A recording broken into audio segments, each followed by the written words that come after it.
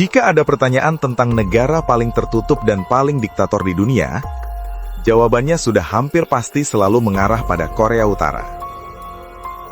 Republik Demokratik Rakyat Korea, atau lebih dikenal sebagai Korea Utara, memang dikenal sebagai salah satu negara paling tertutup dan terisolasi di dunia, dengan rezim totaliter yang mengendalikan hampir setiap aspek kehidupan masyarakatnya. Negara ini menjadi contoh yang sangat ekstrim dari sebuah negara tertutup dan diktator. Pemerintah Korea Utara bukan saja mempertahankan kendalinya atas informasi, tetapi juga tidak memberi ruang toleransi untuk perbedaan pendapat dan menggunakan jaringan kamp penjara politik yang luas untuk membungkam oposisi.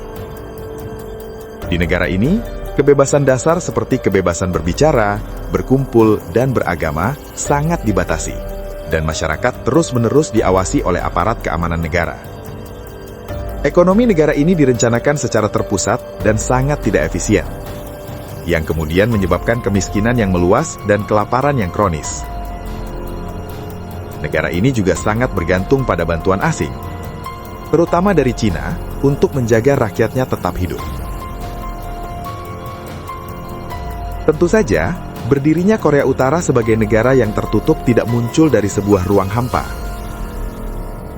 Akar dari negara tertutup dan kediktatoran Korea Utara dapat ditelusuri ke akhir Perang Dunia II. Kala itu, setelah Jepang kalah dan menyerah pada tahun 1945, semenanjung Korea yang kini terpecah menjadi Korea Selatan dan Korea Utara dibagi menjadi dua zona pendudukan, dengan Uni Soviet mengelola bagian utara dan Amerika Serikat mengelola bagian selatan. Awalnya, pembagian ini dimaksudkan sebagai pengaturan sementara untuk melucuti tentara Jepang dan mempersiapkan kemerdekaan Korea. Namun, Perang Dingin yang sedang berkembang antara kedua negara adidaya itu membuat reunifikasi menjadi tidak mungkin. Kedua negara tersebut tidak dapat menyepakati masa depan semenanjung Korea, yang kemudian berakibat pada pembentukan dua negara terpisah pada tahun 1948, yaitu Republik Demokratik Rakyat Korea di utara dan Republik Korea di selatan. Di selatan, Republik Korea atau Korea Selatan yang didukung oleh Amerika Serikat didirikan dengan Syngman-rhee sebagai presiden pertamanya. Sedangkan di utara, Republik Demokratik Rakyat Korea atau Korea Utara yang didukung oleh Uni Soviet didirikan dengan Kim Il-sung sebagai pemimpin tertingginya. Di utara, Kim Il-sung yang merupakan mantan gerilyawan komunis anti-Jepang, dengan segera menyusun kekuasaannya di Korea Utara dengan dukungan dari Soviet. Ia membangun kediktatoran bergaya Stalinis dan menciptakan kultus kepribadian yang kuat di sekelilingnya. Kim Il-sung menggambarkan dirinya sebagai pemimpin yang maha tahu, maha baik, serta sebagai sosok penyelamat bagi bangsa Korea. Selain itu, Kim Il-sung juga membangun sistem yang sangat terpusat. Ia mengadopsi ideologi Juche yang menekankan pada kemandirian dan swasembada sebagai prinsip panduan bagi negaranya. Setelah berhasil menyusun kekuatan, tidak butuh waktu lama bagi Kim Il-sung untuk menampakkan kebrutalannya. Pada tanggal 25 Juni 1950, pasukan Korea Utara menyerbu Korea Selatan dan memulai Perang Korea. Perang ini dengan segera berubah menjadi kehancuran besar. Sebab pertempuran ini tidak lagi hanya tentang Korea Utara dan Korea Selatan, tetapi berkembang menjadi perang proksi antara Amerika Serikat dan sekutunya di pihak Korea Selatan, serta Uni Soviet dan Cina di pihak Korea Utara. Perang ini berlangsung selama 3 tahun dan menyebabkan jutaan orang tewas, baik dari kalangan tentara maupun warga sipil.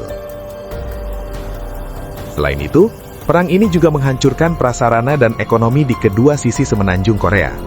Tragisnya, hampir tidak ada yang diperoleh dari perang ini, selain berakhir dengan jalan buntu. Pada tahun 1953, gencatan senjata ditandatangani dan mengakhiri pertempuran. Zona demilitarisasi didirikan di sepanjang garis paralel ke-38 yang memisahkan kedua Korea hingga saat ini.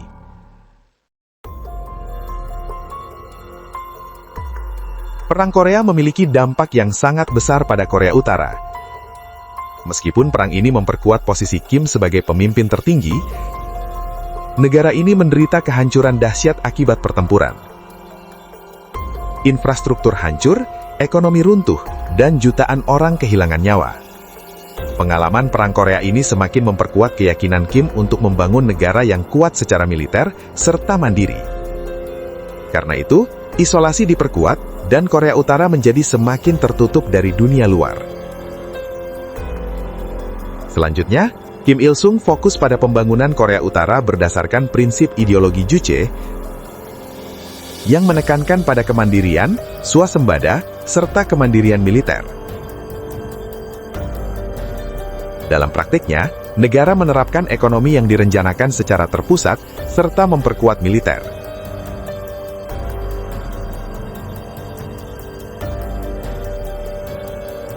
Kim Il-sung mengadopsi sistem ekonomi terencana bergaya Soviet, di mana negara mengendalikan semua alat produksi dan distribusi. Prioritas diberikan kepada industri besar, terutama untuk mendukung kekuatan militer. Pada tahap awal, ekonomi Korea Utara mengalami pertumbuhan yang cukup pesat, didorong oleh bantuan dari Uni Soviet dan negara-negara komunis lainnya.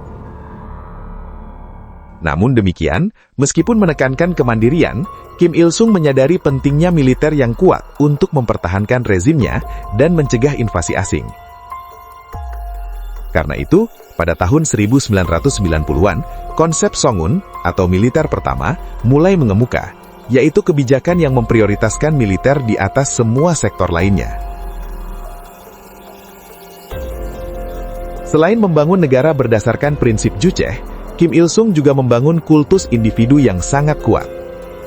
Ia digambarkan sebagai pemimpin besar yang maha tahu, maha kuasa, serta sebagai sosok penyelamat bagi bangsa Korea. Selain itu, propaganda negara menyebarkan narasi tentang kehebatannya, dan potretnya dipajang di mana-mana. Untuk mempertahankan kekuasaan, Kim Il-sung menjatuhkan hukuman berat kepada siapapun yang berani mengkritiknya.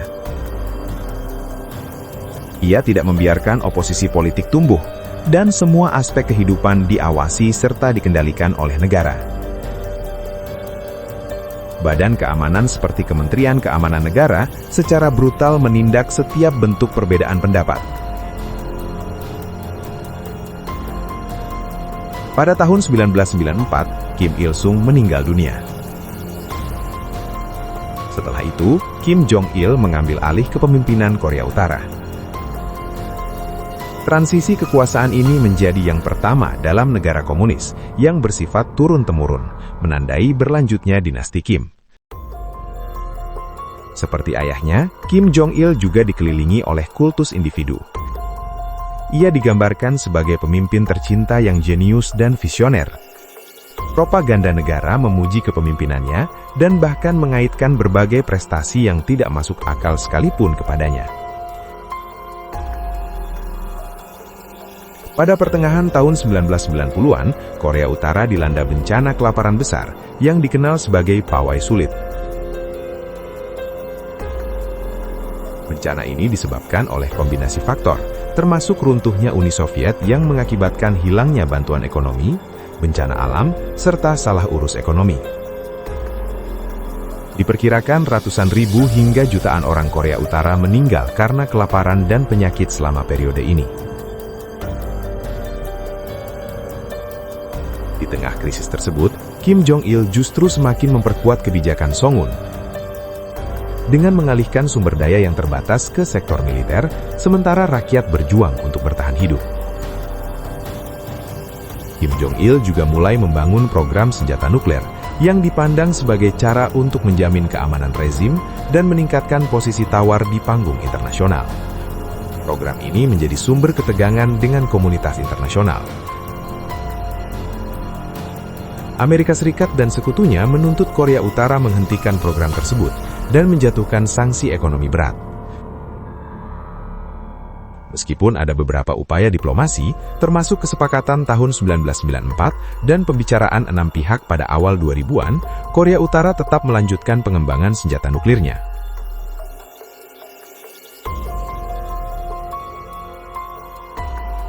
Setelah kematian Kim Jong-il pada tahun 2011, putranya Kim Jong-un mengambil alih kepemimpinan.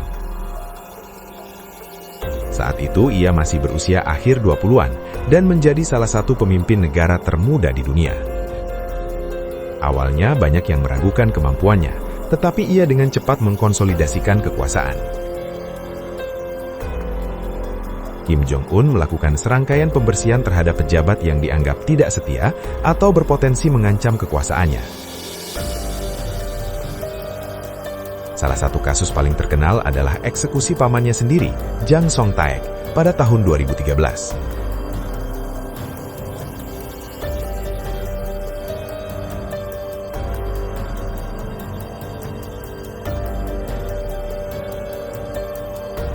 Di bawah kepemimpinannya, Korea Utara semakin memajukan program senjata nuklir dan rudal balistik. Negara ini melakukan berbagai uji coba nuklir dan mengembangkan rudal balistik antar benua yang mampu mencapai wilayah Amerika Serikat.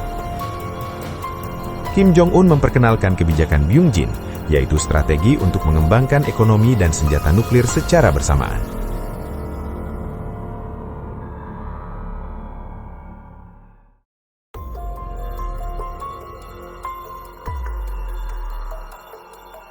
Seperti pendahulunya, ia juga dikelilingi oleh kultus individu yang kuat. Ia digambarkan sebagai pemimpin tertinggi yang bijaksana dan berani. Propaganda negara menggambarkan keluarga Kim sebagai sosok hampir ilahi yang ditakdirkan untuk memimpin Korea Utara. Masyarakat diwajibkan menunjukkan kesetiaan, termasuk memasang potret pemimpin di rumah dan berpartisipasi dalam berbagai acara kenegaraan.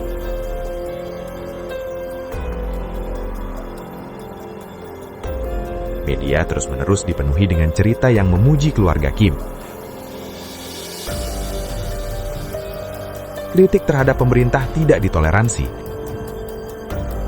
dan dapat berujung pada hukuman berat, termasuk penjara dan kerja paksa.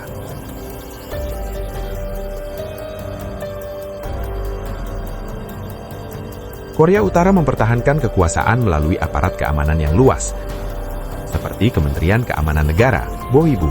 Lembaga ini memiliki jaringan informan yang memantau warga dan mengoperasikan kamp penjara politik Kwanliso.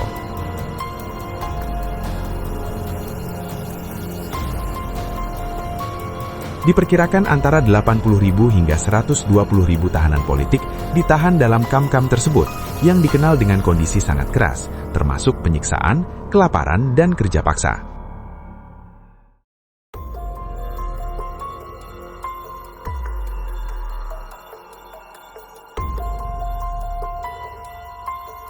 Selain itu, terdapat lembaga keamanan lain yang mengawasi militer dan melindungi elit penguasa.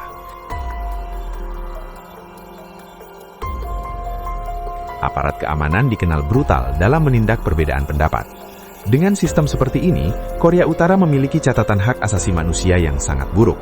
Pelanggaran meliputi penahanan sewenang-wenang, penyiksaan, kerja paksa, dan pembatasan kebebasan pers. Media sepenuhnya dikendalikan negara, dan tidak ada jurnalisme independen. Warga yang mengakses informasi asing dapat dihukum berat. Selain pelanggaran hak sipil dan politik, pemerintah juga dinilai gagal memenuhi kebutuhan dasar rakyat, seperti makanan, kesehatan, dan pendidikan. Ekonomi yang terpuruk membuat Korea Utara sangat bergantung pada bantuan asing, terutama dari Cina. Selain itu, negara ini juga terlibat dalam aktivitas ilegal seperti pemalsuan, perdagangan gelap, dan serangan siber untuk mendapatkan devisa. Meskipun mengalami kesulitan ekonomi, Korea Utara tetap mempertahankan militer besar dan mengalokasikan sebagian besar sumber daya ke sektor tersebut. Dampak terbesar dari sistem ini dirasakan oleh rakyat. Masyarakat hidup dalam keterbatasan, terisolasi dari dunia luar, dan berada di bawah kontrol ketat pemerintah. Pendidikan bersifat wajib dan gratis, tetapi syarat dengan propaganda ideologi negara. Sistem kesehatan juga gratis, namun kualitasnya rendah dan kekurangan fasilitas. Budaya dan hiburan dikontrol ketat, hanya mengizinkan karya yang mendukung pemerintah. Masyarakat juga dibagi dalam kelas sosial berdasarkan latar belakang keluarga dan tingkat kesetiaan kepada negara. Mereka yang dianggap tidak setia dapat kehilangan hak dan dikirim ke kamp kerja paksa. Meskipun demikian, dalam beberapa tahun terakhir, mulai terlihat tanda-tanda perubahan, seperti meningkatnya akses terhadap informasi luar. Ini memicu kesadaran baru di kalangan masyarakat. Namun belum jelas, apakah perubahan ini akan membawa transformasi politik, atau Korea Utara akan tetap bertahan sebagai negara tertutup dan diktator.